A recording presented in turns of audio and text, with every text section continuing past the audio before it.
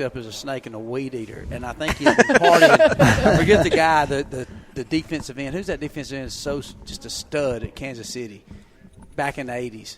Not Lawrence Taylor. I mean, no. He was a giant. He died. Yeah, he's dead now. Derek Thomas? Derek Thomas, yeah. Derek Thomas. DT. Derek That's Thomas. what I used to call him. And I wasn't around Hank in the were 80s. really tight, and I guess they just got just jacked, you know. And so he come out there, and he's like, country music singers always been a shit can family. and then he found out by the time he got to us, Country Boy Can't Survive, he was like, and a sonny boy can believe. Didn't even know his own name at It's that on point. YouTube. No, Dude, my mom said she saw Hank Jr. like in the 80s. She had like the OG Bocephus shirt that you're always like rocking. Like remember we made the Steve knockoff Bocephus shirt? Did you ever see that one we made of Steve? No, I didn't see that. I got to show it to you. It's hilarious. I would wear that. My mom had the OG one. She got. I would. We could bring it back. It's pretty fun. He's got a cowboy hat on and everything. It said like he was so drunk in the 80s that you couldn't understand any of the shit he was singing. I believe that. Mm-hmm. That's their lifestyle, man. Even in that one, he said, remember on the Tank Hank, he said, we are young country. We love seafood. I mean, that's kind of the concert I wanted to see. Those are the kind of idols we have, too. Yeah, that's it. I love Hank. Drunk and disorderly. Yeah. Oh, man. Like, you ever watch Randall. Old David Allen Coe concerts and shit? It's like, damn, what's that guy doing? Yeah, he don't remember it either. Dude, no, it's wild. Well, what's up, fellas? How you guys been? Glad to be back with you boys, man. Feels like it's been a long time. I mean, I've said it forever. Y'all are our favorite podcast, man. I remember the first time I was on y'all's podcast. I think it was me, Nick, and T-Bone. I was like jacked, like it was pumped. Like a lot of people want to make it to Rogan. I wanted to make it on Working Class Bowhunter. Yeah, okay. All right. Easy. We'll go with that. Exactly. Yeah. We'll go with that. I had to say something super nice because I've been giving me a lot of Bush Light before we got on there. Yeah, right. Yeah, butter you up. And Dougie doesn't have any crabs in his mustache. But hey, check this out. Clean. Did you get this? Yeah, right now. Look at this right here. I don't know if the camera can pick that up. Jeez. Signature series. So Yeah. this is not just the 10 That's 2 of 2. with the ultimate. You signed another one? Nick's. Yeah. Look at this, man. It's like I probably should put this a little. Oh. And if you look at the signature on it, it looks like it says Doug shit. You know what it says? It says Walter Dishington. Yes, Mr. Dishington. It's Herbie hand. I appreciate that. Hey, that doubles as bowstring wax, too. Dude, I can see where that would work. Yeah, it can. I'm just looking out for the people. Exactly. Right on. Exactly. Doing what he can. Doing what I can. I'm going to keep it. I need It's it. a soup strainer. Exactly. The old womb broom. Yeah. One time we were at. You heard that? Oh, yeah. God, no. We were at up in Wisconsin.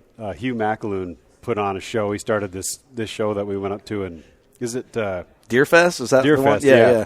Yeah, in Wisconsin. And so West we had Bend. we had a huge line of people, and this big, huge dude like T-Bone size come up, and he's got this freaking giant red beard, and I could see him coming from a long ways out because he's just a giant. And he came up there, and I said, "Man, I love that beard." I said, "I wish I could grow a beard like that." He goes, "That's not a beard." I go, "Really? What is it?" He goes, "It's a hayride for fat chicks." That's pretty good. Hayride. Yeah, it was great. They should have got him an NWTF T-shirt to put on because I've always said everybody thinks it stands for National Wild Turkey Federation. It's actually No Woman Too Fat. Damn. I just taught y'all something. Doug's into that one. Everybody thinks we're going to come here and talk about deer hunting and give some tips. Nope. I mean, I hear enough of that. Man, I bought that vest, too. Exactly. Jeez. Tips. Now he's gonna let his whole beard grow out. That he can't grow. Yeah, I can't grow. yeah, that'll work out. We learned all kinds of new shit here in the last 2 minutes. I know it. No woman too fat. No woman.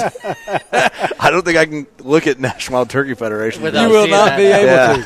to. Nice. I said that at a banquet a couple of times. I thought I was At fun. at turkey banquets? And it's awkward. I used to be the national spokesperson, and then they fired me. So maybe well, but I thought it was cute. I think it's cute. Hey, I think National it's Wild Turkey cool. Federation needs a sense of humor, apparently. Yeah. They do, because They need love too. yeah, because I You're right. think the hunting industry, and I think that's what was the appeal to you guys. It seemed like y'all were bros and having a good time, Yeah. and talking and spitting some stuff that a lot of people didn't want to talk about, dropping a cuss word, having a cold beer. Well, you think about it, that's what we do around a campfire, and I think that's Yeah. what I like the most about it. I mean, obviously, the serious part, we cover some good hunting tips, and For y'all sure. do, and y'all talk some high-end stuff about whether it's public or private or bow hunting or rifle, whatever. However, when it gets down to it, I do things because it's fun, man. sure. Life is supposed to be fun. I mean, Yeah. because we got enough. We're all survivors, I mean, so Yeah. we're just trying to get through. Every day is just another day we made it. So why not have fun? It's okay, and you can For sure. have a lot of fun with your hunting buddies. That's why I got into hunting. The campfires. Shit, yeah. Yeah. The campfire's like the womb broom, the NWTF thing. That- That's the- the campfire, dude. Like, Oh, dude, the it gets hayride- worse than that, The too. hayride, and it gets way worse than that. It does. You know what's worse than that? When you're hunting with a buddy, like if you're glassing or you're one-on-one, the shit you get talking about. Oh God! Like, we probably do talk about it on our show, but, you learn a lot about a dude and every chick he's ever banged for the last Yeah, oh, he was God, in high yeah. school. You know what I mean? It's like where it goes, like how we end up on this conversation. But you're just like hanging out. Well, Doug and I drive to Connect- every trade show together, and I'm like, if we videoed that, we'd be canceled 5 years ago. Exactly. You'd be in a mental institution. Oh, And you'd be 100%. single. Right. Be single. Well, That's where your wife or girlfriend's like, okay, I listened to podcast 1,294, and let's just say I'm not happy. Dude, I hope Doug's girls never listen to, and I said girls, Yeah. never listen to any Plural. of the yeah. shows. Hopefully, I know. hopefully they're not fans. So Doug's weird. He starts getting But dude, awkward. that's- Yeah. It's so Why is your hunting face so red, Doug? Yeah. Yeah. That's, Oh. that's Hunt hunt camp. camp to a T. But I mean, to go back what yeah. you're saying a little bit, Mike, like Yeah. we are fortunate that we are the way we are and have kind of broke through a little bit to like hang out with you guys and hang out with like respected people in the industry. And I don't know what we did to kind of like tap through to the next, because there's guys do this all over the place. They just don't record it, I guess. And I don't know. We I got can lucky tell you- enough we got noticed or something, You guys are very humble, and I'm going to tell you why y'all have all the respected people that maybe y'all grew up watching or saw and liked, and when y'all starting this, it's because you're real. And in reality, even though you guys spit it straight, there's a lot of imposters in the industry. There's a lot of people that don't know how to be real. They don't have the security to be real, and maybe even legitimacy. Maybe that's a strong word, but I think that's it. And so for me, is not knowing y'all at all and hearing the first podcast. And it was T-Bone that told me. T-Bone said, dude, you ever listen to this Working Class Bow Hunter podcast? I'm like, no, I haven't. And at the time, not only was podcast new to the hunt world, it was kind of new to the world, period. Yeah, for and sure. y'all were the first. And so Yeah. in T-Bone reality, was like episode what? T-Bone was in. The Well, first- Nick, so were you. You guys were just, under 30. Yeah. it was early on to it. And We got a lot of South Dakota listeners from your first episode. Okay. For real. Some of our best friends. all that 7 we go people hunt, that on live hunting trips there. with. There's 7 people. There's 7 people. The Buckstorm. And seriously, got a huge We got following. 3 of them. yeah, the Buckstorm crew. They're from South Dakota, outside of Rapid City, some and of our they best buddies. and we go on hunting trips with them. We're hanging out all the time. Some of our best friends, really, because of you. Yep, cool. If So, you could get the antelope good to start people there, listening, Dakota. the antelope start to listen instead of focusing on the people, you guys would have freaking bigger than y'all be way bigger than Rogan. Dude, fuck Rogan, man. hey, he's, I mean, sorry, that came Whoa, off whoa, strong. whoa, I didn't whoa. mean that. God damn. No, he's the GOAT, He's Oh, yeah. honestly, Rogan tapping into hunting and Yeah. just his growth of podcasting in general allows us to grow. Like the bigger he is, the bigger podcasting is, the bigger we are. Right. So it's great. and He's I love the GOAT. it. And it makes sense to me in the hunting industry because I've always thought that hunters and country boys and girls were the best bullshitters out there. I mean, 100%. call us shit kickers, whatever. Our show, if you watch Bone Collector, is always about the fun. And we get real serious about hunting. But, Yeah, of course. But man, dude, it's cutting up. It's the sarcasm. For sure. It's just a Giving each other shit. with I your mean, bro. It's yeah. almost like instead of playing football, you're hunting. Yeah, yeah. But you're back in the locker room and you're around the fire. And For sure. I don't know. And that gets missing a lot of the shows and stuff. And so, Well, you guys do Well, put you really, a fair you really amount get to in. know a person in hunting camp. Yeah. Oh, you know, you do. you can. When I was a guide, when I was a camera guy, I could take somebody from one of these companies when I was a cameraman for Realtree, and I'd never met the guy, I didn't know him, But by the end of the 5 days that we were on a hunt in Montana or New Mexico in the Gila, whatever, Yeah. you really knew the guy. Yeah. And then, for years and years, you're friends. You see him, you meet up with him at this show. Yeah. Terry Rahm is a perfect example. I mean, I knew who Terry was most of my life. And then I had a chance to hunt with him at the Milk River in Montana. Heck, we had a great hunt together. He shot on like the third day. So then the next 2 days, the last 2 days of the hunt, we just went on the hill, grabbed a 12-pack of beer and had a few beers on the side of the hill and scouted. And just That's awesome. And since then, we've just been tight. Every time we see each other, it's a big hug. And And that's what it's all about right there. It is, man. Yeah. And that's what hunting is to me, is just making those connections. And really, you may only be with a guy for 5 days, but when it's all said and done, man, you're friends for the rest of your life. Yeah. 100%. You know just about everything about the guy because you're with 12 hours a day Yeah. talking about whatever comes to mind. And Right, yeah. that's just great, man. People run Different the whole connection. thing. Yeah.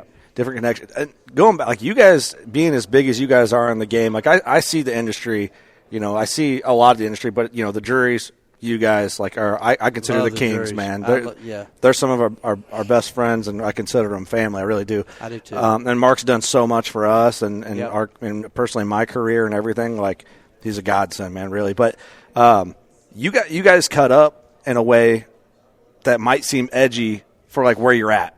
Right. You know what I mean? Does that make sense? Like at Kinda the time. It does. Yeah, at the time too, especially. I think that was why I just immediately loved you guys, because it reminded me, of a 20-year-old kid that was getting an opportunity with Realtree road trips. Yeah. And and people wondered what was in the red Solo cup around the campfire. Yeah. Well, certainly it was Kool-Aid. cold beers, H2O. Kool-Aid. It was water. One of my favorite clips from Realtree road trips is when you're doing Nicky the Wheel and you're push-ups and you're like, I'm training for elk season next year. It's like, he's lit up. That's like, one of my biggest regrets, you guys. That's one of my biggest regrets is before T-Bone lost his leg, that we did the Kool-Aid deal where he comes blasting through Kool-Aid. The Family Guy episode. Dang it, man! In a full Realtree, Kool-Aid outfit with that little sailor hat on. That would Dang have been it! the best. That's awesome. Dude, okay, I'm going to transition a little bit Okay. because talking like where you guys in the industry, and we mentioned Rogan, right? And like that taps into another level.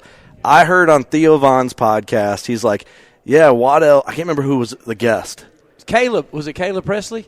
Yes, it was Caleb Presley. Yes. And They were talking which about you. huge Theo Von fan, big Caleb Presley too. fan. They're like, yeah, Waddell wanted to take us hunting. Like, isn't he like Michael Jordan hunting or something like that? And I'm like, I'm listening. I'm like, holy shit, because it's tapping into our industry. And because I listen to a lot of, and so do you. I don't know, but you guys do comedy podcasts and podcasts right. out of our industry to influence us back in ours instead of grabbing from the industry. Different take, But I heard that, I'm like, oh shit, like that's kind of cool. Like, do you know Theo personally? Know Theo well. Actually, Jimmy John introduced me to Theo, and actually Caleb too. And Caleb and Theo obviously are really good buddies. And it's funny. I think that is something for me. Like, if you ask me, like, what is your goal? As far as this hunting culture thing. And so obviously we all do some really cool things. We've all been blessed to kind of be in the media and to be able to do what we do in TV, you guys in podcasts. But for me now, obviously being older, Nick just turned 50. About to next month. Okay, sorry, I didn't mean to age you. And then me in May, I'll be 50. So, but in reality, we still feel like a man child. I mean, we feel like a 12-year-old. Yeah. Oh, I still feel like I just graduated high school. Yeah, dude, Yeah. me too. I do Nick that. and I are really bad. Like, we get in a lot of trouble with our wives because they're like we'll be doing something stupid. I don't know. And then all of a sudden they're like, okay. And me and Nick will look at each other like, we're being stupid. We're like, okay. Whatever. No wonder we're in trouble. And so, but have an opportunity to kind of run into these people, if you want to call it mainstream, if you want to call it these personalities that we like and enjoy, because I was a big fan of Theo. For and sure. having a chance through our connections to meet these people and then become friends, Yeah. to me that says a lot, not about myself or Nick or Bone Collector. That says a lot about who we are, because if Theo and those guys immediately just like, dude, I want to go hang with you guys. Well, if he wants to hang with me, guess what? He wants to hang with y'all. Yeah. And so for me, Yeah. this is not about hoarding our name dropping. It's about what can we do to expand. For sure. So the 100%. last thing I'm going to do is be rubbing, freaking Vaseline on me and flexing for an Instagram photo. Right. I'm going to be like, well, You could. dude, if Theo Von has never hunted and Caleb Presley, well, I'll take them. Yeah, that'd be cool. And so I'm not needing anything to manipulate or use them and their stardom.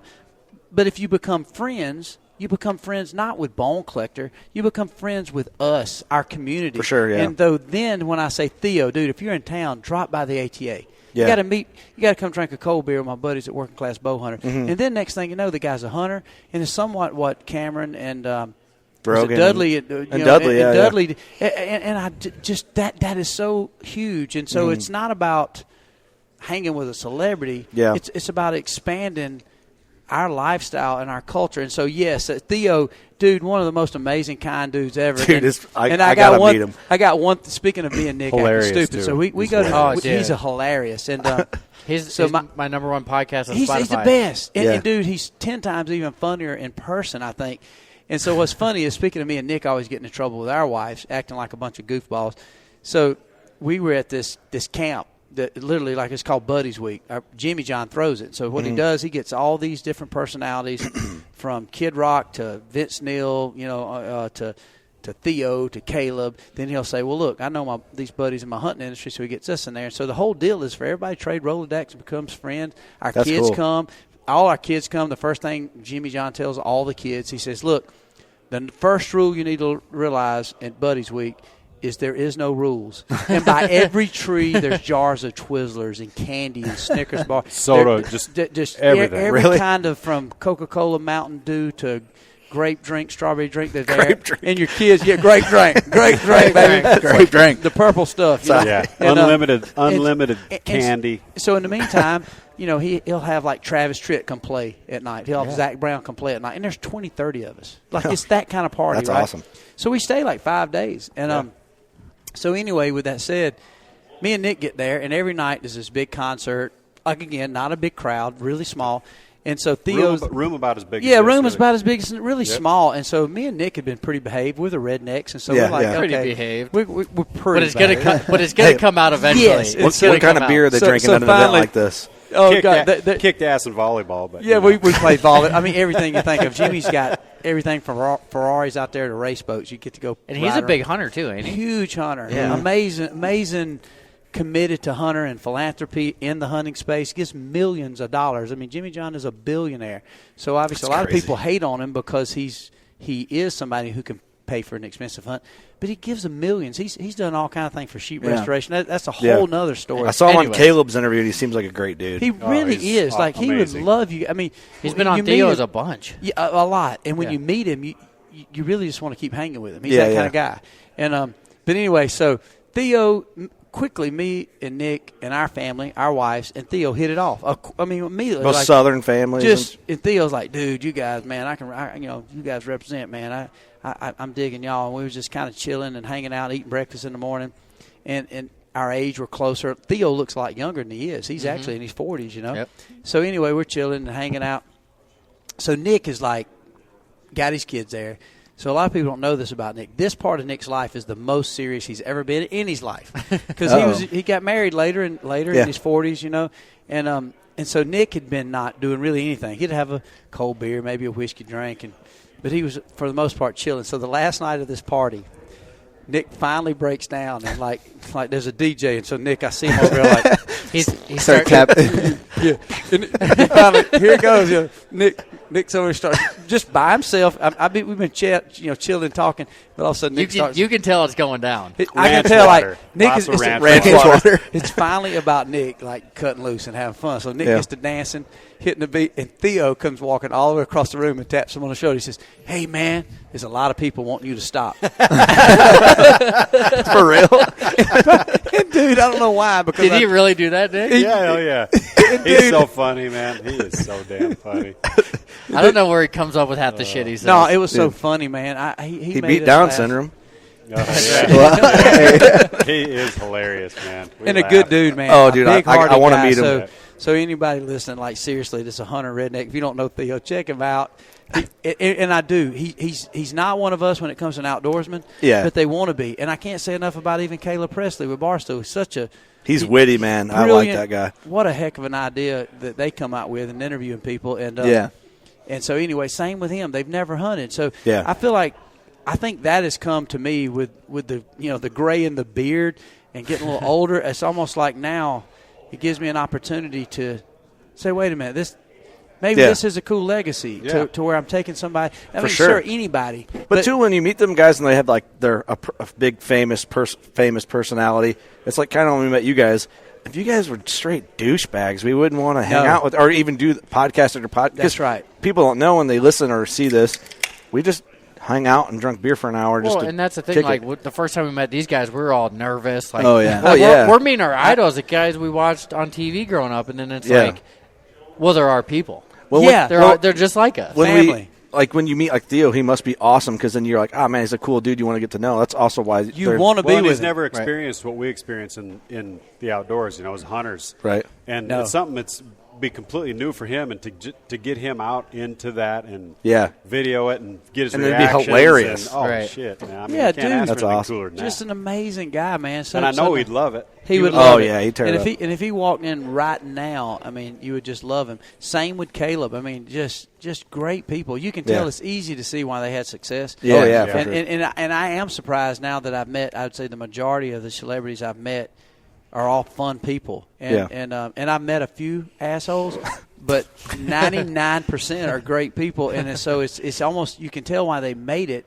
Not only they have talent, but you do want to be around them. There's some kind of gravity that pulls you to want to say, hey, man, y'all want to go have a beer? You want to chill? You want to hang out? Right. And so no doubt those guys have it. Caleb has it. Jimmy John has it. Blake Shelton.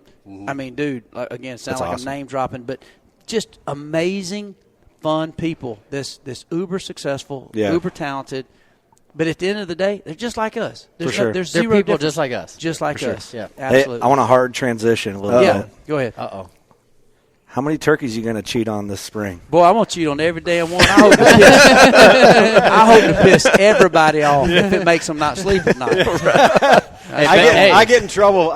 They all call me the game hog, This is game hog month. I want to here. shoot the biggest deer, but I ain't never shot a damn turkey out from underneath my kid. I have. My kid's over here. I shot many out from under. Made him tough. No, I know. I told the guys I was going to do that to you because we did that. Remember, we did that podcast just one-on-one, you and I, and dude, that people love that podcast. But some people, it was getting screenshotted by the hater pages. Like, and then put a clown face on me. It's like, if that's the way, man, I don't even know. It's like, dude, first of all, I'll be at NWTF. I got a booth. I don't know my number. Come by and see WWE. Come by and fight We'll me. drink a beer. We'll hang out, eat a little Debbie. If we want to fight, we'll do that too. We won't call the cops. I love it, dude. And they forget that, dude, Stick your I'm head on a my butt, grown, crack What's up? They yelling at grown-ass men and right. putting all this stuff out there. And I'm like, bro, I didn't grow up in the same generation. Right. We grew up to where we handle things on the playground. And I'm all about social media. I celebrate it. I love some of the technology. But some of this stuff is straight up whack. And it's almost like I keep waiting for the don't like the freaking people's court of deserving who kills something. It's like you got some dude that comes in with face paint with 75 bows and comes in, all jacked up and rubbing Vaseline on himself, and he sits down like, I will decide if you're worthy of your deer and your harvest. And I'm like, man, come on, like the bro. gatekeepers of like what's allowed. The gatekeeper of saying who's deserving. Yeah. Look, we got one thing to go by, and that's the legalities of those states we hunt in. Yeah. Do you feel like it's like significantly worse now than it had like in the last 10 years? Do you think it's worse now than it was 10 years ago? Or do you think it's maintained the same and maybe you're just a little more like, like this is bullshit. Fuck you guys. Like, do you think you've just opened up more about your frustrations with getting it, or do you think it's worse now than it was? Well, I guess either side of it, and definitely Nick needs to add his 2 cents on this. I think there's a lot of things because in one aspect, I understand how somebody says, well, hunting shouldn't be monetized. It shouldn't be this. It shouldn't be that. It shouldn't be something that's done in a loud, boisterous way. It's something that you get a chance to melt into the woods and enjoy this. So I've never hunted to brag about it, but can't say that I haven't hunted to promote it because I think it's a lifesaver. I've seen and had experience, whether or whatever tactic, I've seen it keep kids off drugs. I've seen it save lives of men and friends that I've had that went through unbelievable divorces. I've seen women and men, more on the men's side, even though we got a tremendous amount of female hunters. I've seen men who had lost kids, who I've had a chance to spend camp with. Clay Armstrong burned. Clay Armstrong, who was in a horrendous factory accident, who burned himself, his whole body. And if it hadn't been for hunting, what do you fall back on? So my point is, who am I to condemn him for a certain tactic or certain age, certain weapon, or public or private? So in that aspect of it, I don't understand it, because at the end of the day, what America is, it's about choices. Yeah. It's about living your life. Here we are. You guys are making a living doing podcasts. We make a living having an opportunity to share the joy of the outdoors. You can be a professional bowler. You can be a professional curler. You can be the best professional dart player. Yeah, exactly. Whatever. There's artists. There's Jay-Z. Our grandfather was one of the greatest plunger jugglers in South Dakota history. Exactly. Made a living at it because he loved it. Exactly. South Dakota history. So that's the part that bothers me. Plunger juggler. Plunger juggler. That's the part that bothers me, is like how I don't have any problem with somebody disagreeing. Right. Zero. No problem. We can completely – somebody can say, I can't believe they would do a podcast and drink beer. There's no problem in that. No. But to try to ban it and make it illegal, well, that's un-American. And what happens is some of these people, and I hope they're listening, I really do. Because, they're listening. There's a few at least. Because the bullshit in it is this simple. It's completely this simple. The hypocrisy in this is the fact that, first of all, they want to say who's worthy. Did you deserve it? You had no skill set based on this way, whether possibly it was a rifle, possibly a decoy. Basically, it could be sitting in a ground blind and get your first turkey or your first deer. It could be in a redneck blind with a little bit of heater on, and you don't deserve it. Or maybe it was the farm deer. Or over a corn pile. Over a corn pile. It was baiting. It wasn't ethical. Right. And so what happens is, there's nothing wrong with them disagreeing with a tactic or a technique or a setting or a vibe. But that's just not the way they do it. That ain't the way they do it. So what happens is, where does that line get drawn? And what they do is they hide behind the environmentalism or the conservation of it.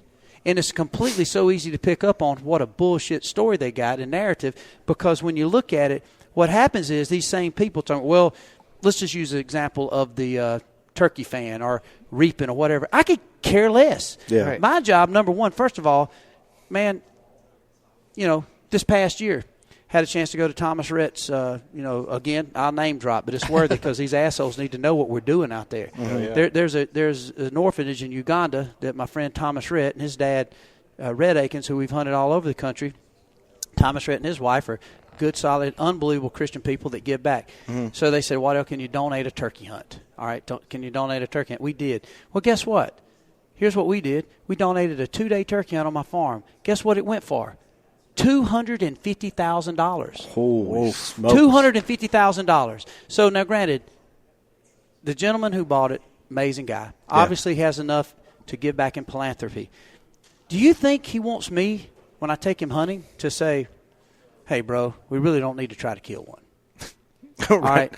Right. So, okay, so you can get into that and say, well, ethically, you should always ethically, whether the guy pays $250 or he don't pay anything. Yeah. I agree with that. But here's what happens. The guys that's hating on me, that's putting the clown faces, they are religiously posting right when they kill a turkey. They're putting it up. So they're successful turkey hunters. I can't tell you that they're not good turkey hunters. They must be pretty solid, because if you look at their year on their Instagram, they've certainly laid them down. Yeah. The turkey is just as dead as Jeffrey Dahmer is right now. He's just as dead. 100%. All right. Yeah. So when you say when you start looking at this, the tag was issued. They don't know how to celebrate success. So they say, well, the way you're doing it is hurting the turkey population, which is complete hogwash. There's no scientific data. They can pull some out of their butt and say that it is. It's not. When it gets down to it, it's simple. I don't like that. Yeah. Aren't we past that in America? You know how much stuff in America that I don't like, but I don't sit here and get caught up in it. Yeah, you're not wasting energy to try and just bash someone just to bash them. And then get it shut down. And get it shut down, because guess what? You might get what you Canceled. want. You might get a certain tactic that you've seen me use, or maybe some kid gets to use. Yeah. Maybe it takes less skill. Who knows? Who cares? Right. But then again, then it's going to be shut down that you can't wear your little go to hell, little old camo hat that your great granddaddy left you, and your high class turkey calls, and your wing bone, and maybe you're stuck to just sitting by a tree and hoping a turkey walks by. Yeah. So what is manipulation? What are you doing? Is it because you're a great caller? Did you manipulate him with his ears? Did you manipulate him with his sight?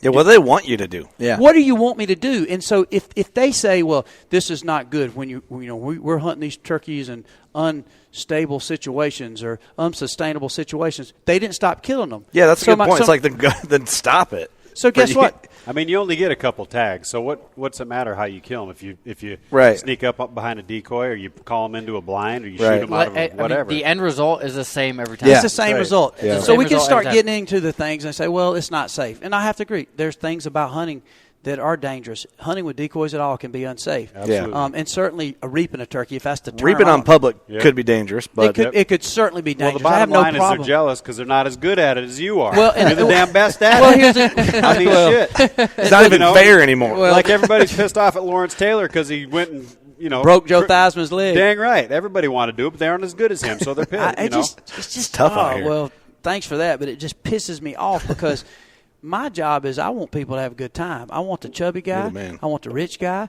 I want the poor guy. I want the Mexican. I want the Chinese. I want everybody decides to go hunting and fishing and say, here's some techniques. Here's what you can do.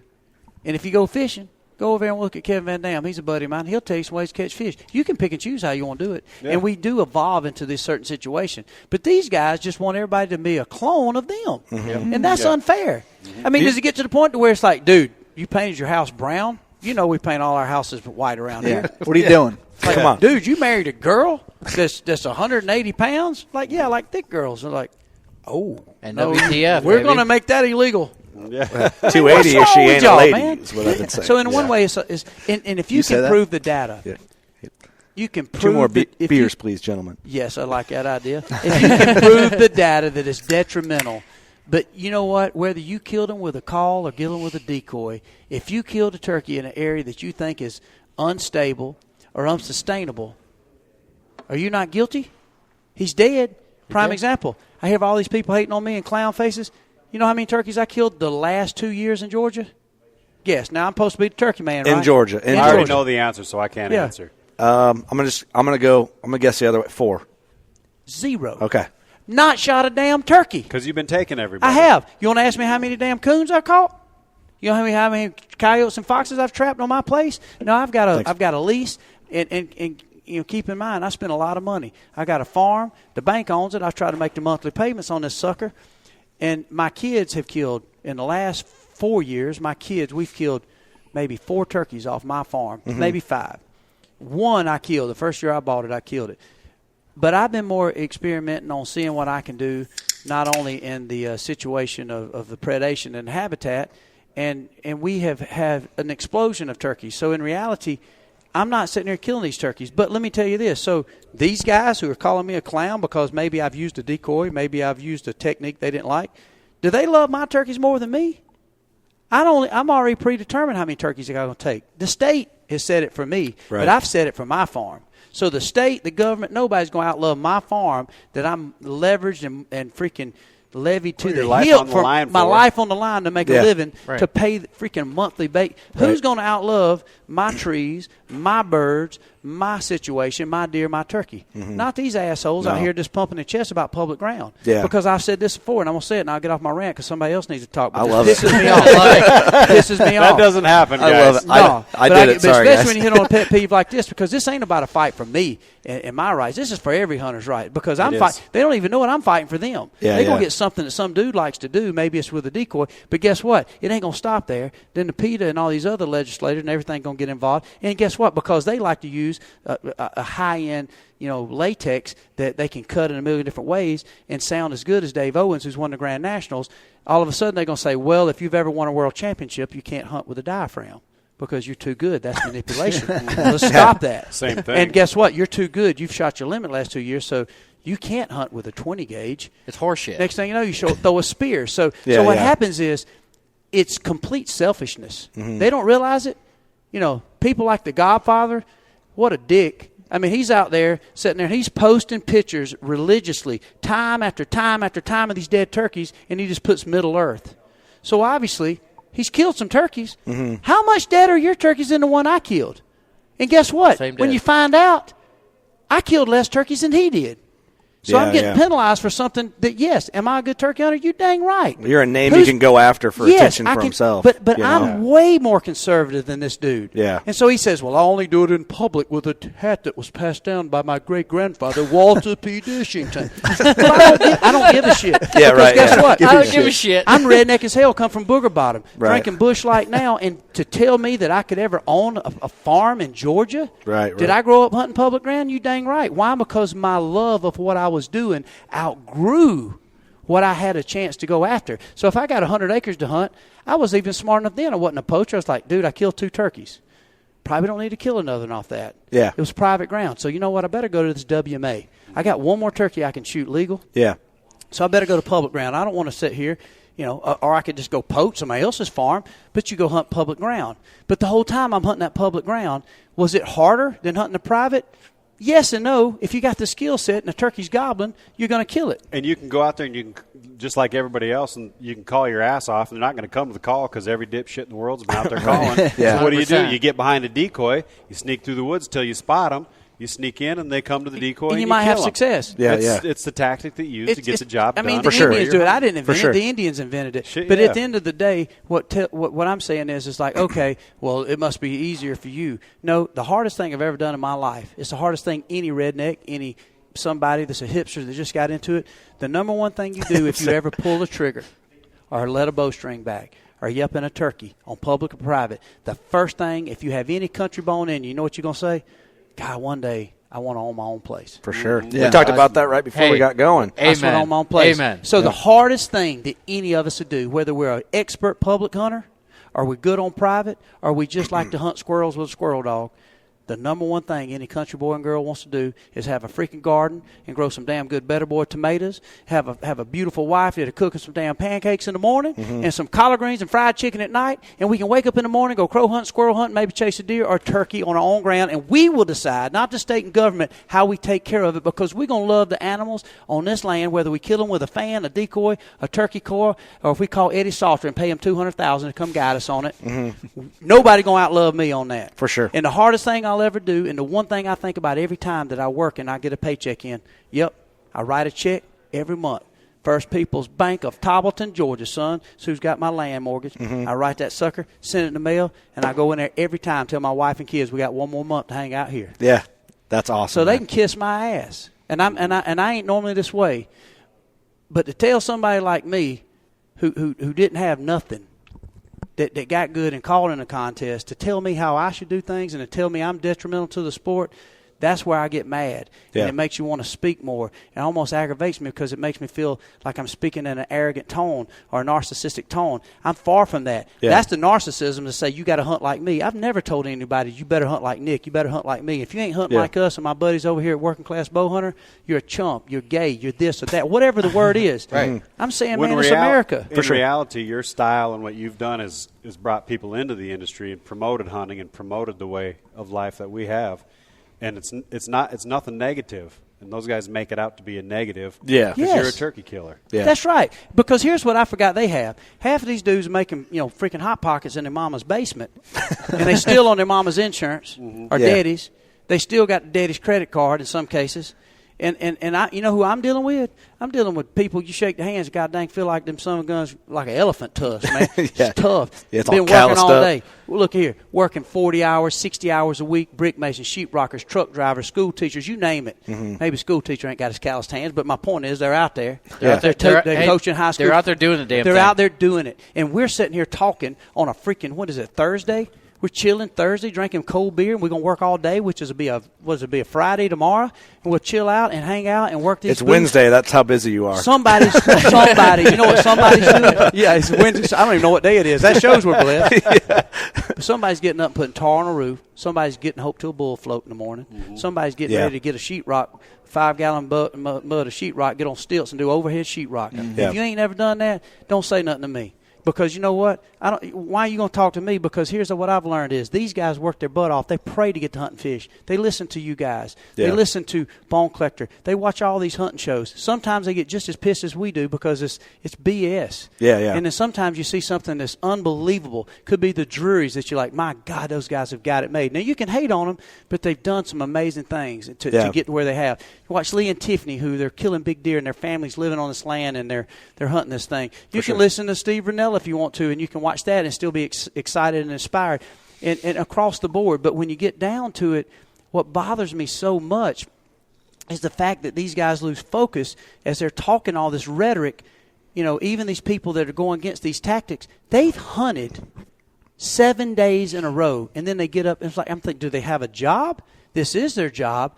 They're hunting Monday through Friday, going all over the world to multiple states, and then they're sitting there wanting to quickly crucify and tell somebody how bad they were as a human being and a hunter because they killed a turkey in a blind with their son over a strut and decoy. On limited time. That is a complete lapse of reality of where you're at. Mm-hmm. Anybody in the industry that does that. Now, if you want to fight the fact that you think the tactic is not cool and you think you want to tell them about another way, then do it just like you would do, as I do, for bow hunting. Right. I kill a lot of deer with a rifle, but I advocate for bow hunting because I know the excitement of what's going to happen. For sure. You're going to start talking in an English accent because you're going to feel like Robin Hood. And the pride. But I'm not going to tell nobody not to rifle hunt, and I'm certainly not going to make it illegal. So the point being, it's nothing wrong with disagreeing. For but sure, to use your whole life to ban it, it's weird. That's weird. It's weird. It's communist, and it's the ultimate in narcissism. Yeah. So it's bullshit. It's bullshit. It's bullshit. So I don't Just care be if you sure with it, disagree. it's bullshit. There's things that people do that I don't agree, but I'm not going to go as far as say it illegal. So anyway, that's just my take on that. I love it. Dude. That's a good take. I love Thanks it. for coming, everybody. Appreciate it. All right. Thanks for listening. Hunter here. But you come across a good point though. Like I'll sit here and have an argument with you all day. Yes, but we're going to agree in the end. We're going to agree in the end. Hopefully. Right. Or win them by love. Like if I said, like if all of a sudden, let's just say. Crossbows.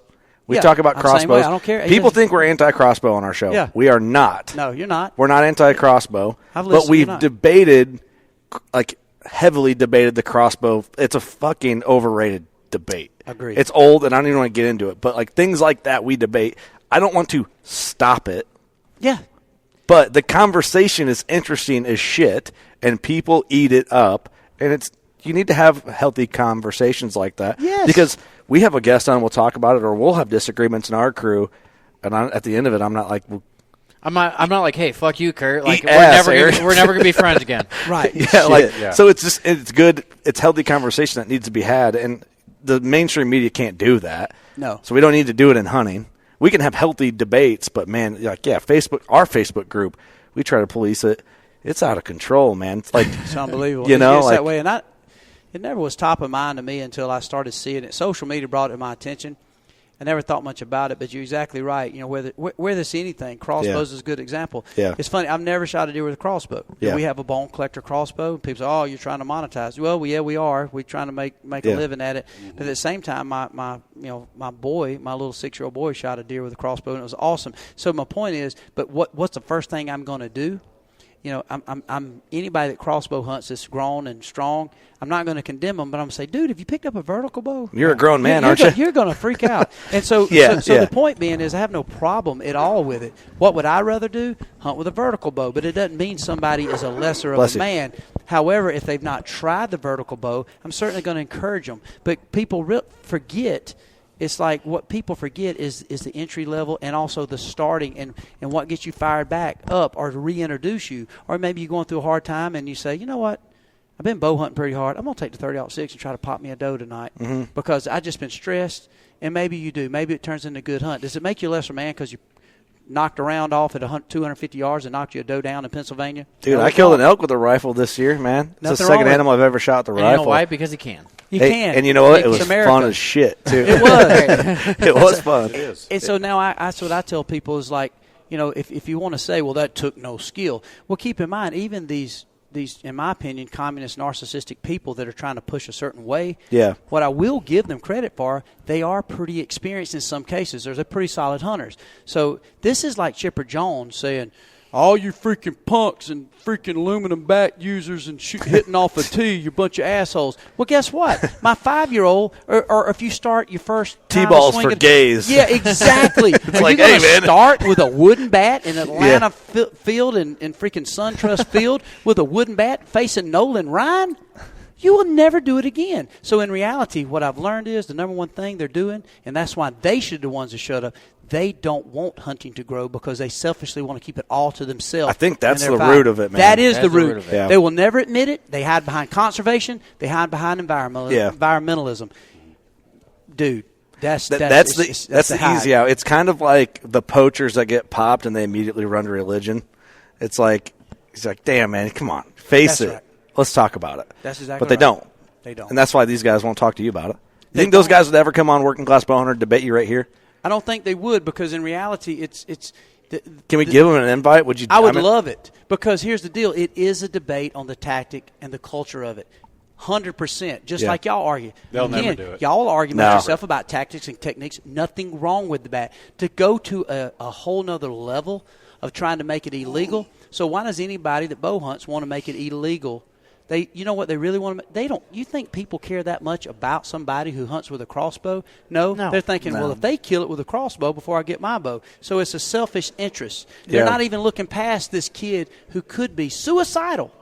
I mean, literally, there's grown men. I've met grown men who've went through some horrific times and that literally, if it wasn't for an opportunity to get a 243 and go hunt, and they sit around my campfire and have a cold beer with me and to say, I love you and congratulations, you popped you a nice buck. I mean, he might be a little old 8-pointer, but buddy. Yeah. And I mean, I've seen them. I've experienced it. It's like redneck psychology. Let you leave everything and they're behind. crying and saying, it's thank you for taking me hunting. Yep. That changed their life around. That changed your life. Exactly. That changed your life. And without hunting, I'd probably be in jail. Look at me. Yeah, I'm riding the edge right now. I had another Kill somebody right son now. of a bitch. One more beer, I'm losing it. I had another friend named Steve, and we had a little hunting club over in Booger Bottom, and just my dad and him was in it, and we all paid at the time about $500-600 a piece. And Steve, I was a diehard turkey hunter, and I caught myself. I was hoarding the turkeys.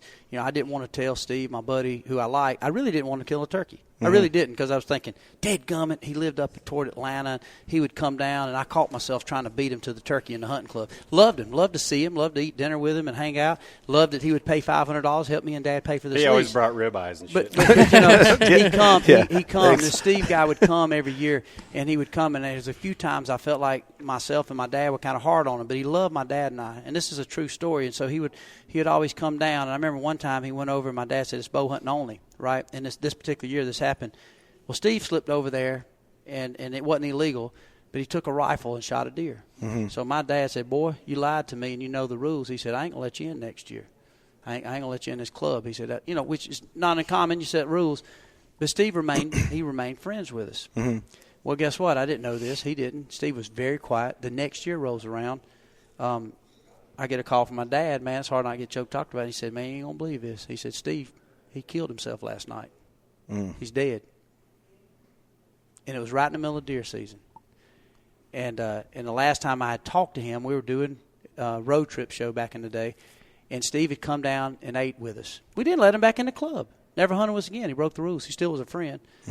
And dude, me and my dad got to just tore up one night, and I said, Dad, who gives a shit if he shot one with a rifle? I said, now, was it unfair? Was it pretty selfish to Steve to do that? He was going through a hard time. I 100%. Do think.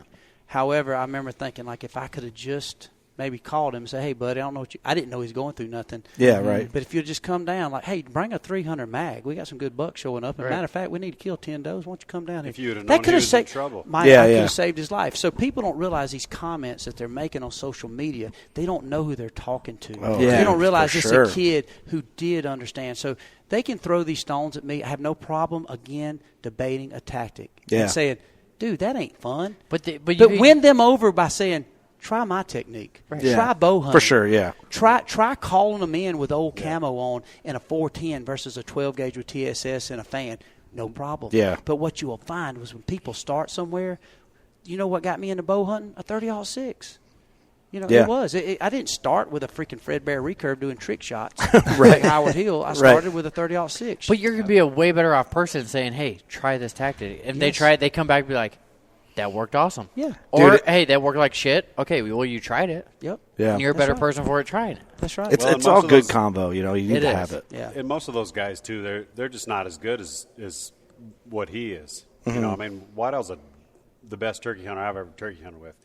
It's funny because we were at a show one time, and this old dude says, yeah, Wadell, shit, come on over to Alabama. I got old field turkey. He been out there 4 years. You can't kill him. Blah, blah, blah. Wadell said, give me your phone number. He said, I'll come over and kill that turkey. Funniest thing ever. So Michael take goes his boy, over there. take his son. Michael goes over there, and this turkey's out in this like 300-acre freaking peanut field. This thing's strutting out there, and he goes crawling out there. Damn thing comes running up, and he smokes it. I mean, the guy, you know, as soon as the guy said, oh, you'll never kill this turkey, I thought, you're a dumbass. He's dead. Every once in a while I still You thought just poked the bear. That particular day. Just bet that turkey's death. He couldn't make it down. And this guy was true Southern blood, funny. And if you ain't been in the South, we're very sarcastic. I mean, if you're not getting picked We got to on, do a show in the South. That's And what he says, going on. look, like every 4 minutes. Look, come on there, look. boy, We're going to be I look. said, yeah, he said, you can't get. So me, so like he you're looking was- a lot. He had something come up. He couldn't meet me, so his son come over and met me. And we was over by the Southern Sportsman's Lodge, and his son, who I still talk to today, great family, great guys, but you know, just cool old shit kickers like myself, you know. Yeah. Country so we boys. country boy. Yeah. So that Wholesome. particular morning, we ended up killing 3 turkeys. I shot one. His son shot one all around this field that he said the turkeys are unkillable. And then he had a hired help. They were in construction. I said, can we take your buddy? Let's go. I said, man, the day's young. Let's go. So dang, if we didn't get the yelping, calling, and one got the gobbling through the pines, come in classic, just like the people want it to be. And he killed that, so we killed 3. So I took a picture and sent it to him. And the first thing he did, and this is knowing when you're a bullshitter's ball world championship, he said, them ain't the 3 I've been seeing. Oh, yeah. It's like, all right. That ain't the same turkey. What a great answer. And I thought, man, I love this guy. Like, that ain't them. I'd say the same shit. That ain't them. Wrong bird. Yeah, wrong birds. I just thought it was great, though, because the guy was like, yeah, you think you're bad? Let me see you come kill these turkeys. He went over there and killed them all. And an extra. And a bonus awesome. bird. That's awesome, dude. That's hilarious. It's like that's confidence in it too. It's Oh, like, yeah. man, you're gonna challenge me. All right, I'll come and kill your bird. I was looking at well, first of all, I was struggling to figure out where I could hunt in Alabama. I was like, this guy just told me he's got a ton of turkeys and they're unkillable. That's exciting. That's like it's like let's go. Can I have a key It's a to challenge, the gate? man. Yeah, so it's, Yeah. Yeah, the first thing is he's got turkeys, so let's go. That's exactly right. Yeah, If it's like they're there, we're going to get them. That's I'll the tell you best. this right now, like, Doug's probably the best turkey hunter I know, personally, that I've Yeah. hunted with. We've been hunting, how many years in a row did we hunt? 5, 6 years? 5, 6 years. I killed 1 turkey. Turkeys are aggravating, and where they live, where a lot of turkeys live, I think people think they're kind of easy. Like I just left Iowa, and people are like, man, I couldn't believe it. It ain't that hard to kill a turkey, and I kind of agree with them. Maybe go to Nebraska, maybe Texas.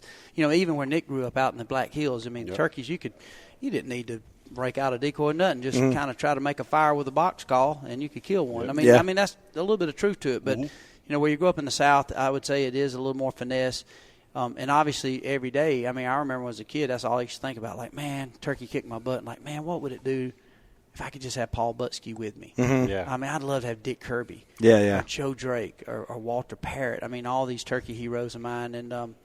And so it was kind of cool. And so, and then I look at the Harold Knight, Will Primos, and I look at some of these tactics and stuff they've invented, and it did help me. Yeah. Did it make it easier? Yes. But it took a pretty smart mind to understand turkey behavior or a deer to invent these things. And in the South, the turkeys have been chased by rednecks since Mayflower landed at Savannah. Yes. That's what my dad calls it, Savannah.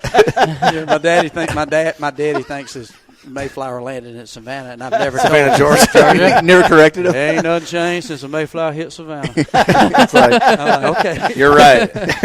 Dude, we did a turkey OG series, me and Mark Jury for Deercast, and we did. Mark is an OG of turkey. Dude, he's awesome. We had Rob Keck, Steve Stoltz. Yep, Stoltz. Oh man, I'm drawing a blank. Paul Butsky. Oh. And then we had Cuz Strickland. Cuz. Yeah. dude. And I learned a lot about turkeys, man. You learn a lot. And if you even use that panel, here's a prime example.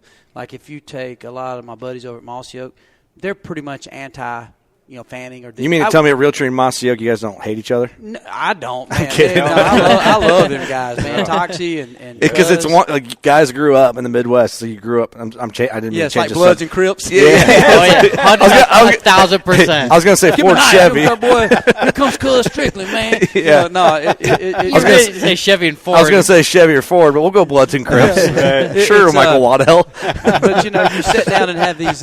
You have these debates. But Michael's up there throwing gang signs. It's like, damn, what it do? Yeah, and so it's weird because you always got these debates, but inevitably, you talk about the godfathers of turkey hunting, say Dick Kirby, or you talk about Harold and David. You're talking about like Paul Butsky. Well, what were they? Now, do they agree necessarily and love the tactic of, say, a certain way of using decoys? Probably not necessarily all the time. Yeah. However, you got to remember what these guys represented. They invented. Paul Butsky was one of the first guys who ever cut a cutter call, in that way to where you got that to where the same calls are the V cuts and using prophylactics into different latexes and blends.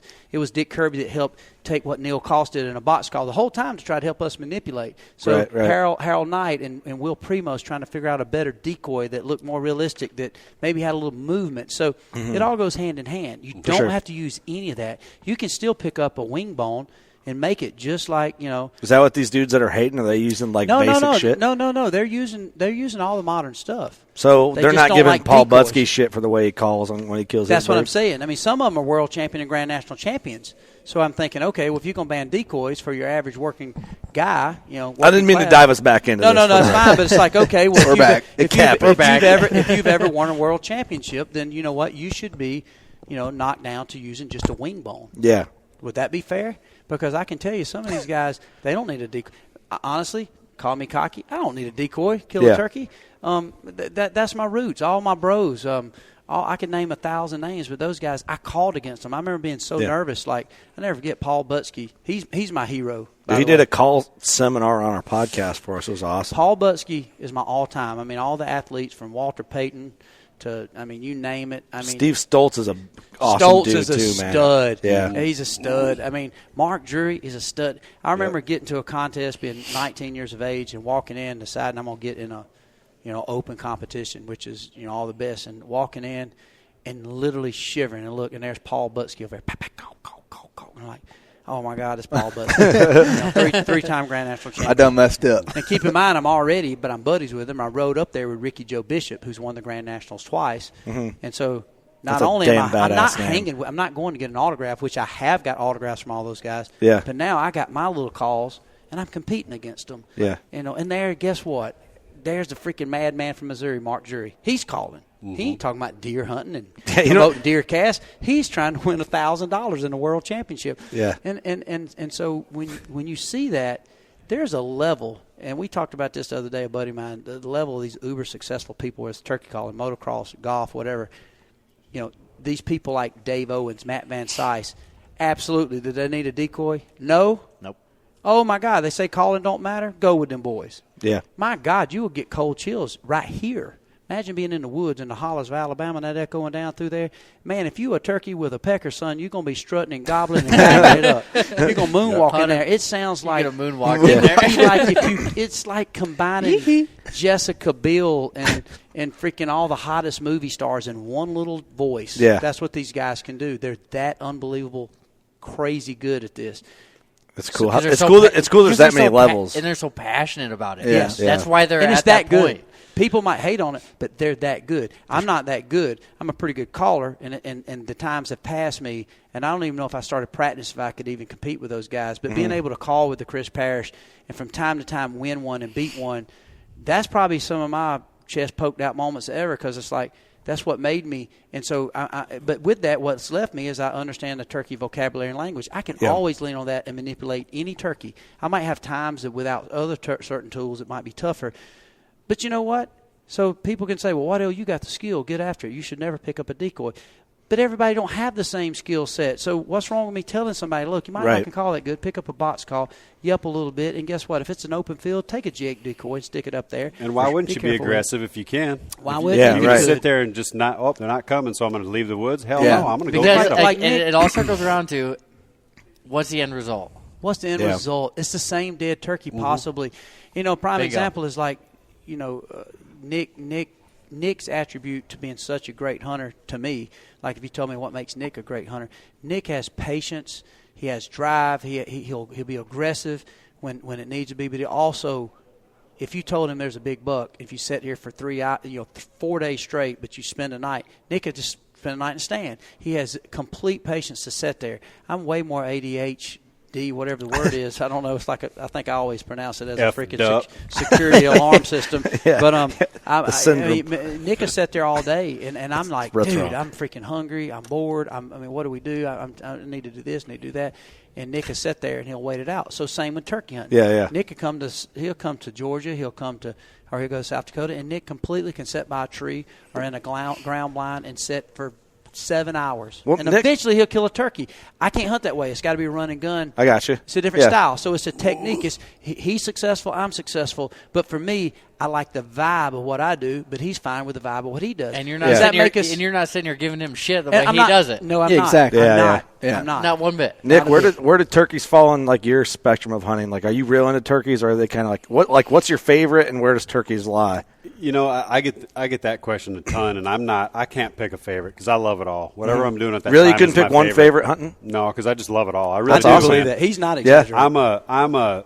I'm an animal person, man. I've always just loved animals. I want to get my hands on them. Mm-hmm. When I was a kid, I wanted to be a veterinarian, and I soon found out that I wasn't good at math. So I figured rather than fix them, I was just going to kill them and get my hands on them. I just want to touch them. I just love. I'll skip the whole math part. Early in August, we start mule deer hunting with a bow, and I love that. And then we go into elk hunting, and then after all the hard work hiking mountains and stuff, that first deer hunt's coming, man. I can't wait to get in a tree stand. And then, so I love it all. And then, I'm already waiting for turkey hunting in the spring, trying to plan out what I'm going to do. And I literally can't pick a favorite. I just can't because I love it all so much, man.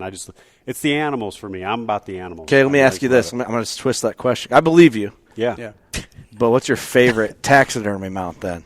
Like, what's the one mount you look at? Because this might expose what really is your favorite a little bit. Because that's tough too. Because I'm a taxidermy nut. Yeah, we're taxidermy guys. In my living room, I think I've got like 56 mounts in my living room, and then I've got crows, armadillos, crows, and then I've got literally I work with Wilson's Wildlife Artistry in Crossville, Tennessee, and I think I've got 15 or something at the shop. No shit. I just love. What's the one you look at and you're like, man, that mount just looks good. Probably my greatest trophy size-wise is the mule deer that I killed on the Arizona Strip. It scores 226. And then this year I shot my biggest bull ever. It's 375. Shot it with a gun. So I don't know, though. It's tough, man. I just love them all. I love taxidermy. I'm an animal nut. He loves mule deer. Ever since I've been a little kid, I've just loved animals. Mm-hmm. And so getting my hands on them, whatever it is, if it's a lizard or a turtle or live or dead. Yeah, seriously, I just love animals. I get that. And so I've always been that way, and that's what it's always been about for me is just spending time looking at them. When people that don't hunt don't understand what it's like to sit in a tree stand, have a bobcat walk under you, have a chickadee land 3 feet from your head, and you're sitting there watching it, and you're holding as still as you can so you can watch it as long as you possibly can. Yeah. Watching two squirrels humping a tree. Or a turkey scratch its balls, whatever. Yeah. You guys seen that. That's the greatest thing for me is just watching those animals and sure seeing what they do. And I think, like, for myself, the biggest advantage to what I've done as a hunter is knowing animal behavior, knowing where they want to go, whether it's time to get a drink of water or get a bite to eat, or if it's the rut or whatever, just learning animals and the way they move and the way they live. Yeah. That's just what I've always loved about hunting is just for sure. And the final deal, though, is just getting my hands on them and be able to check them out, to be able to put my hands on the horns, feel the beard, feel the spurs. If it's an elk, check it out, and then sharing that experience with a camera guy or just somebody at camp. Or whatever, yeah. I mean, that's just, there's nothing greater than that. And really, I don't even ever get to hunt by myself anymore. And I don't know that I like to. I mean, I like to share the experience. It's fun to get it done with a team, turning high five Cohen, our producer, or whoever's running camera, and then getting back to camp and literally spending time hanging the deer, skinning it, taking all the meat off of it, caping it out, boiling the skull. The process. I love it, man. It's just, there's nothing cooler to me. And spending time with that animal. Yeah, we all kill an animal and you take the life of the animal, blah, blah, blah. But at the end of the day, when we're all sitting there together, spending time with it, getting it in the cooler and everything that we do at the end, man, to me, that is the greatest part.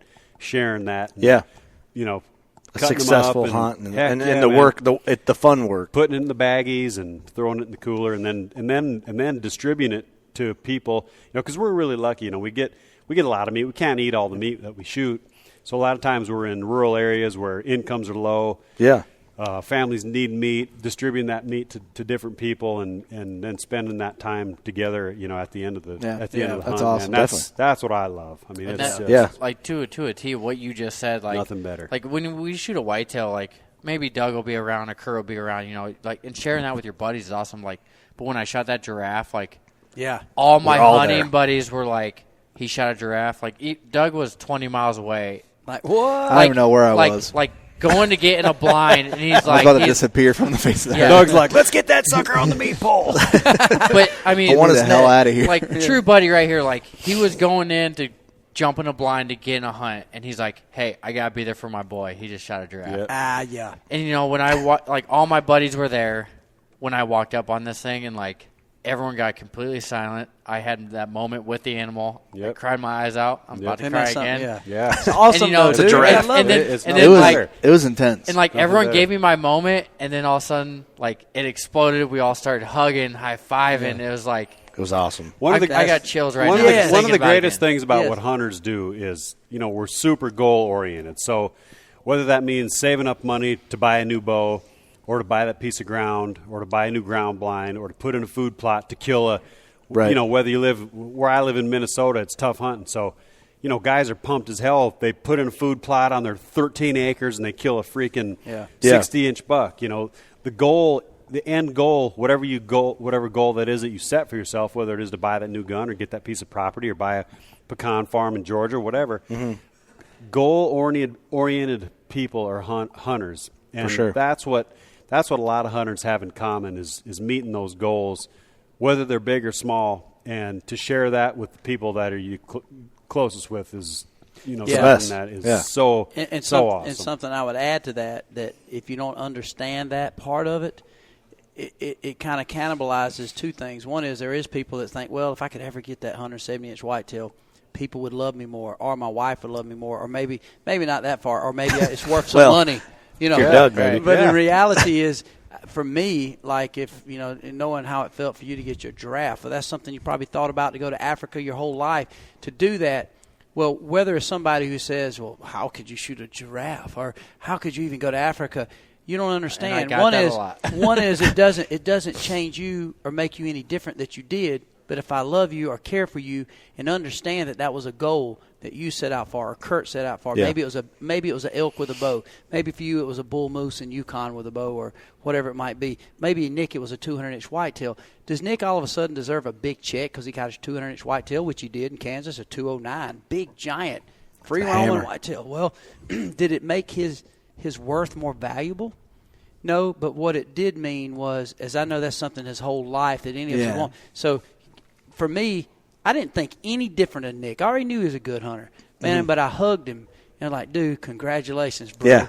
And like, I wish I would have picked the stand instead of you, but congratulations. Because I'm a little jealous. And one of the things that I wanted to do in that situation literally was I didn't go to it till he got over there. It was because I wanted to share it with him. You root for each other, and it's and you did something that you wanted, but that's what they're missing. Yeah. So it doesn't change you when you get these animals or these goals, because it is goal oriented. But when somebody, or especially a loved one or friend, can't be happy for you when it happens because of any certain way that happened that they didn't like, that's wrong. And that ain't unconditional love, and that means that person ain't a friend. So I've learned that you can find plenty of people in the kind of the abyss or the depth and dark places because I think people like that train wreck. Yeah. But when you're making money, you're killing the big deer, you're having fun, your wife is hot, and you got healthy kids. My God, the people I love the most, I'm like, man, bro. I mean, I'll get choked up. Like, man, I'm so happy you're crushing it. Yeah, dude. And congratulations. Yeah. It's funny you say it the way you said it, and I know we're running out of time here. So I want to be conscious of everybody's time, but I think we're probably going to all be late for dinner. But last year at the Iowa Classic, Austin said that same exact thing. We're all sitting there together at the show because we ran the booth and stuff, and all our wives came to the show. We're all sitting there drinking good bourbon. He looks around, he's like, damn, all our wives are hot, and we're fucking killing it right now. Yes. I'm like, and then there's just me. And then there's Doug. Doug's like, yeah. You know what Doug did? Doug said, and I've got my own bomb. Buy it. I got the best product out there. And Doug's got a sign that says free mustache ride. Yeah, womb broom. Well, that's what it's about, man. And that's it. And that's what true friends are. It's almost like you hear somebody gets a raise. You hear somebody that killed that Pope and Young, or maybe got the first bull up with a bow. That's where you're like, bro, when I see you, I'm gonna buy you a beer. Yeah, for sure. You know, and some people, it didn't change. And that's the number one thing that I think anybody should be deathly afraid of is to kill all these animals and have a dusty, lonely trophy room. Yeah. And they're sitting in there maybe with these wall mirrors so they can see their reflection. And there ain't got a Doug's got mirrors in his trophy room, but it ain't to see just his. And you can't drink alone. You can't drink alone. Yeah, you can't drink alone. Yeah, it's like, damn, Doug, you're looking good, bro. Doug's got mirrors on his bed frame. I've seen it. But that's what these guys do. That's like a too dark. Those guys that have no friends have to put those big wall mirrors because they have nobody to go drink a Busch Light with them. It's like, God, boy, I remember when he was there. Yeah. So that, I mean, what is it worth? Dude, this deer is dead. It don't love you. It ain't like Pope and Young is coming trying to write you a check for $100,000. Right. Crockett, because everybody's killing big deer. Yeah. But for me to say, Kurt, if you call me or like when I saw y'all's trip to Africa, man, I was the first to like them things. And like this freaking my boys got done and made the big time. They sent them a bunch of giraffe meat. Yeah, exactly. Oh, some giraffe jerky. But that's what you said, like Wadell, you like setting goals. Like Doug could say, hey, I'm going to shoot a 160 deer. He shoots a 125. Guess what? We're all happier and have a party. Yeah. It's part of it, man. It's a fucking party. It's a party. It's a party. Right. And so, boys, cheers to you guys. Cheers to you guys. Hey, thank you guys so much for coming back and the friendship. Congratulations to y'all's success, man. Thank you. I've seen y'all from the beginning. Y'all done one hell of a job. So stay true. You know what? And y'all going. This has been so much fun. Y'all gonna twist my arm into going out here at the ATA for the first time in 12, 13 years. So let's go party, man. We're gonna go party. But I think I had a reminder in my timeline. I think the first time we podcasted with you guys in person as a group, I think it was 6 years ago. Wow. Does that sound right? I don't know. It might be 5 years ago. 5 or 6. Fuck. Whatever. Same thing, You idiot. Hey, 5 years ago. You dumbass. Hey, gold jacket, green jacket, who gives a shit? All right, well, let's close her out. Thanks, fellas. Thank you, guys. Can we give one more cheers to T-Bone? Yeah, cheers to T-Bone. We miss you, buddy. We love you. He's y'all's biggest fan, too, man. We love that guy. You guys. All right, fellas, thank you so much. Thanks, everyone, for listening and watching. You know what to do. Go shoot your bow. We love you. Peace. Hunt how you want, baby. Yeah.